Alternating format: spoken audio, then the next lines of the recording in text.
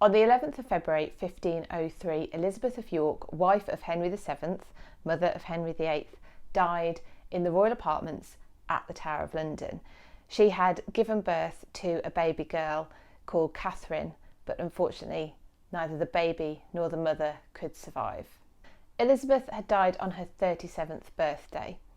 Her and Henry VII had 3 surviving children, their eldest son Arthur having died the previous year, hence why they were trying for another son. They had Margaret left, Mary and Henry, who would become Henry VIII.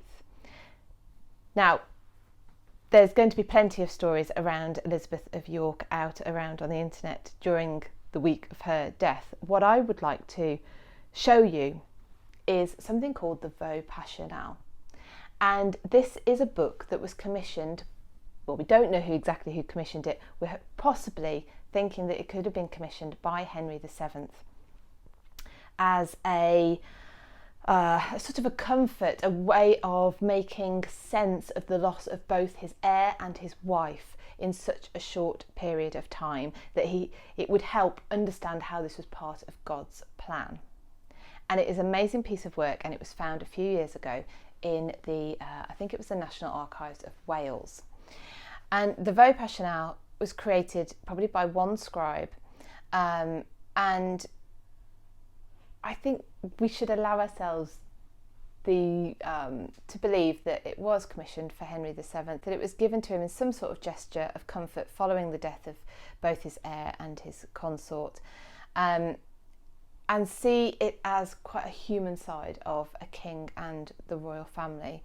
This man consumed by grief, who had to remain in his duties, who had to carry on with his job, with no time to come to terms with this loss. And also, heartbreakingly, we can see in this picture that's in the front of this book the suffering of the children at the death of their mother as well. The illustration that I'm drawing your attention to is the first in this book, and in it you can see a man on a throne being presented a book. Perhaps so this is Henry VII being presented with this very book.